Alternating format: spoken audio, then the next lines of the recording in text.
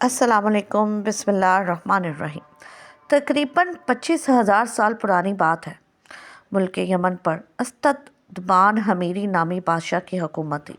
चूँकि यमन के ज़मान में बादशाह को तुबा कहा जाता था, इसलिए तारीख़ में ये बादशाह तुबातुल अव्वल यानी पहला बादशाह तुबा हमीरी के नाम से मशहूर हुआ। एक मरतबा तुबा अपने वज़ीर के साथ सैर पर निकला। तकरीबन 1,13,000 पैदल चलने वाले और 1,30,000 घुड़सवार भी इसके हमरा थे। जिस शहर में ये काफ़िला पहुंचता, लोग हैबत और ताज्जुब के मारे बहुत इज़्ज़त और एहतराम से पेश आते थे। इस सफ़र के दौरान तुबा हर शहर से 10 उलमा मुंतखब करके अपने काफ़िले में शामिल कर रहा था। यूँ कई शहरों की सैर के बाद तकरीबन 4,000 उलमा तुबा के काफ़िले में जमा हो गए।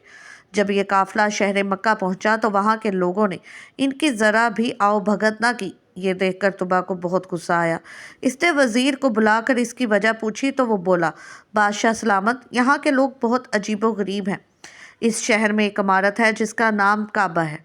ये लोग इस इमारत में शैतान और बुतों को पूजते हैं। ये सब सुनकर तुबा ने दिल ही दिल में फैसला किया कि वो मक्का के आदमियों को कत्ल करके औरतों और बच्चों को कैदी बना लेगा और साथ ही काबा को भी गिरा देगा और फिर काबा का नाम खिरबा यानी वीरान जगह हो जाएगा। खुदा का करना ये हुआ कि ये ख्याल आते ही तुबा के सर में शदीद दर्द शुरू हो गया। जब उसकी आँख, कान, नाक और मुंह से बदबूदार पानी बहने लगा, जिसकी वजह से इतनी सराहट पैदा हो गई कि तुबा के पास एक लम्हा ठहरना किसी अजाब से कम ना था। वज़ीर ने तबीबों से मशवरा किया, मगर कोई भी तुबा का इलाज दरियाफ्त न कर सका। तबीबों का कहना था कि ये कोई आसमानी मामला लगता है जिसको टालना हमारे बस की बात नहीं है।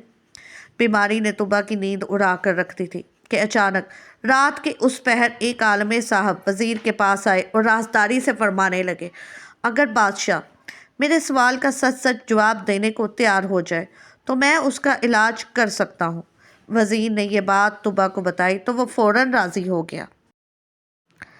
चनाचा जब आलमे साहब तुबा के पास पहुँच गए, जहाँ उन दोनों के अलावा कोई ना था, तो उन्होंने पूछा, बादशाह सच सच बताओ, काबा के मुतालिक तुम्हारे दिल में क्या बात है? तुबा, जो बीमारी की वजह से मुकम्मल निढाल था, फ़ौरन अपने बुरे इरादे आलमे साहब को बयान करने लगा, जिसे सुनकर वो बोले, तुम्हारी बीमारी की वजह यही बुरी नीयत है।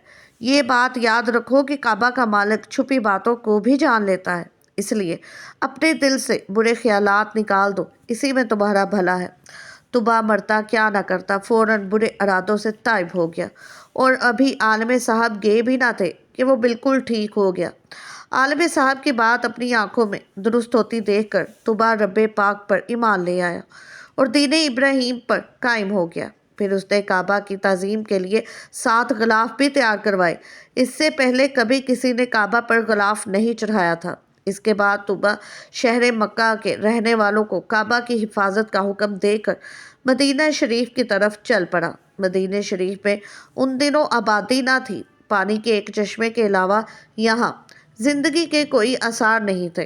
तुबा के काफिले ने वहां पहुंचकर इसी चश्मे के पास पड़ाव डाला। यहाँ क़याम के दौरान तकरीबन 4,000 उलमा का आपस में एक मशवरा हुआ, जिसके बाद उनमें से 400 उलमा ने यह फैसला किया कि वो जब तक जिंदा है किसी कीमत पर इस जगह यानी मदीना की ज़मीन को छोड़कर नहीं जाएंगे, चाहे तुबा इन्हें जला डाले या मार डाले। तुबा को ये बात पता चली तो वो बहुत हैरान और परेशान हुआ। उसने वजह मालूम करने के लिए वज़ीर को भेजा तो उलमा ने फरमाया, एक नबी सल्लल्लाहु अलैहि वसल्लम तशरीफ़ लाएंगे जिनका नाम मोहम्मद होगा। उनकी वजह से काबा और मदीना को इज़्ज़त नसीब होगी। वो हक़ के इमाम होंगे। जुल्फ़कार नामी उनकी तलवार होगी। ऊँटनी पर सवारी फरमाएंगे। मंबर पर खड़े होकर लाठी हाथ में लिए खुतबा इरशाद करेंगे। कुरान अता करके उनकी शान को और बढ़ाया जाएगा और जब क़यामत का दिन होगा तो उनके सर पर हमद का ताज और हाथ में हमद का झंडा होगा। वो लोगों को ला इलाहा इल्लल्लाह की दावत देंगे। विलादत शरीफ शहर मक्का में होगी और हिजरत से मदीना मनव्वरा को नवाजेंगे। वो शख्स यकीनन सआदतमंद होगा जो उनके ज़माने में होगा और उन पर ईमान लाएगा। इसीलिए हम इस उम्मीद पर यहाँ मरते दम तक रहना चाहते हैं کہ یا تو ہمیں محمد مصطفیٰ صلی اللہ علیہ وسلم کے دربار گوہر بار کی حاضری نصیب ہو جائے یا ہماری اولاد اس سعادت سے بہرہ مند ہو جائے۔ وزیر کی زبانی ماجرا معلوم کرنے کے بعد طبا نے سوچا کیوں نہ میں بھی ان 400 علماء کے ساتھ 1 سال تک یہیں ٹھہر جاؤں۔ ہو سکتا ہے اس عرصے میں محمد مصطفیٰ صلی اللہ علیہ وسلم کا دیدار نصیب ہو جائے۔ اس خیال سے طبا نے بھی وہیں قیام کر لیا اور 400 علماء کے رہنے کے لیے 400 گھر بنوائے، ان کی شادیاں کروائیں اور خوب مال و دولت بھی دیا۔ 1 سال انتظار کے بعد جب طبا کا وہاں سے جانے کا ارادہ ہوا تو اس نے بارگاہ رسالت میں پیش کرنے کے لیے ایک خط لکھا جس کا عنوان اور مضمون کچھ یوں تھا: طبعۃ الاول حمیر بن وردہ کی طرف سے 2 جہاں کے رب کے رسول اور سب سے آخری نبی محمد بن عبداللہ صلی اللہ علیہ وسلم کی طرف۔ یہ خط اللہ کی امانت ہے، جس کو ملے وہ اس کے مالک تک پہنچائے۔ یا محمد، میں آپ پر اور قرآن مجید پر ایمان لاتا ہوں، آپ کے دین اور سنت کو اپناتا ہوں، آپ کے اور ہر چیز کے رب پر ایمان لاتا ہوں اور جو شریعت آپ لائیں گے اسے بھی قبول کرتا ہوں۔ اگر میں آپ کی صحبت کا شرط پانے میں کامیاب ہو گیا تو یہ مجھ پر رب کا انعام ہوگا، اور اگر یہ سعادت مجھے نہ مل سکی تو آپ قیامت کے دن مجھے بھولیے گا نہیں، رب کی بارگاہ میں میری شفاعت کیجیے گا۔ میں آپ کا فرما بردار امتی ہوں اور تشریف آوری سے قبل ہی آپ کی پیروی کرنے والا ہوں۔ میں آپ اور آپ کے والد ابراہیم علیہ السلام کے دین پر ہوں۔ یہ خط لکھنے کے بعد طبا نے اس پر اپنی سنہری مہر لگائی جس پر یہ عبارت نقش تھی۔ اس عبارت کا ترجمہ یعنی پہلے اور بعد حکم اللہ ہی کا ہے، اور اس دن ایمان والے اللہ کی مدد سے خوش ہوں گے۔ پھر جن عالم صاحب نے طبا کی اصلاح کی تھی، طبا نے یہ خط انہی کے سپرد کر دیا اور وصیت کی کہ اگر آپ کی محمد مصطفیٰ صلی اللہ علیہ وسلم سے ملاقات ہو تو یہ خط ان تک پہنچائیں، اور اگر ملاقات نہ ہو تو آپ کی اولاد یا اولاد کی اولاد اس خط کو بحفاظت بارگاہ رسالت میں پہنچائے۔ اس دن کے بعد طبا مدینہ منورہ سے ہند کے شہر غلستان چلا گیا اور وہاں اس کا انتقال ہو گیا۔ طبا کے انتقال سے تقریباً 1000 سال بعد مکی مدنی آقا صلی اللہ علیہ وسلم کی ولادت باسعادت ہوئی۔ 53 سال مکہ مکرمہ کو نوازنے کے بعد پیارے آقا صلی اللہ علیہ وسلم نے مدینہ منورہ کی طرف ہجرت کرنے کا ارادہ فرمایا۔ اس ہجرت میں مسلمانوں کی مدد کرنے والے مدینہ شریف کے مسلمانوں کو انصار کہا جاتا ہے۔ یہ انصار انہی 400 علماء کی اولاد سے تھے اور 1000 سال سے نسل در نسل خط کی حفاظت کرتے آ رہے تھے۔ جب انصار کو حضور انور صلی اللہ علیہ وسلم کی مدینہ شریف تشریف آوری کا ارادہ معلوم ہوا تو ان میں خوشی کی لہر دوڑ گئی۔ انہوں نے بارگاہ رسالت میں طبا کا خط پہنچانے کے لیے آپس میں مشاورت کی۔ اس مجلس مشاورت میں صحابی رسول حضرت سیدنا عبد الرحمن بن عوف رضی اللہ عنہ بھی تھے، جو مکہ سے ہجرت کر کے یہاں پہنچے تھے۔ انہوں نے مشورہ دیا کہ کسی بااعتماد آدمی کو یہ خط دیا جائے جو بحفاظت اسے بارگاہ رسول میں پہنچا سکے۔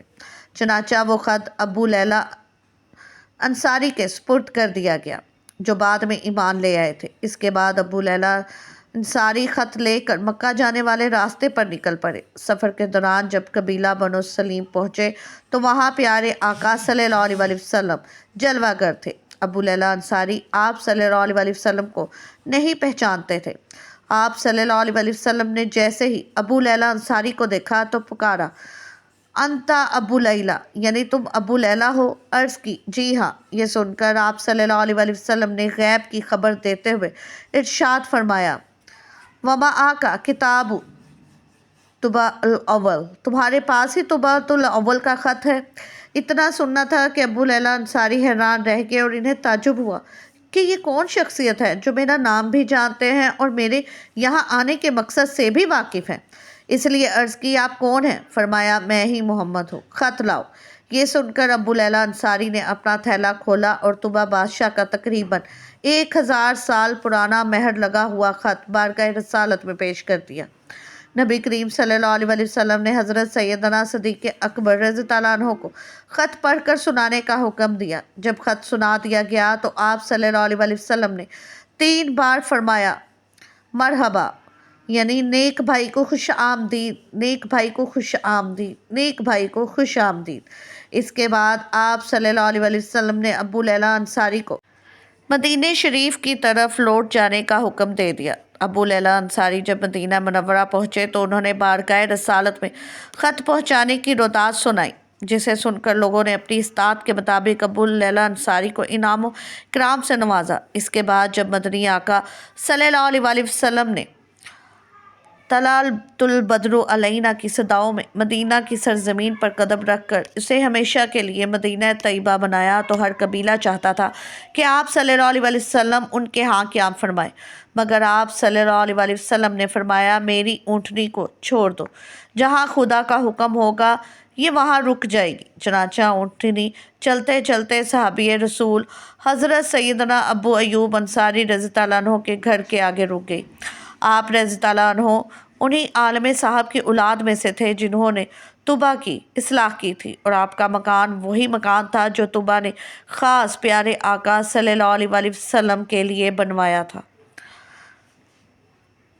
سبحان اللہ۔ ناظرین، اگر آپ کو یہ ویڈیو اچھی لگی ہو تو چینل کو سبسکرائب ضرور کیجیے گا اور ویڈیو کو لائک اور شیئر کرنا مت بھولیے گا۔ جزاک اللہ۔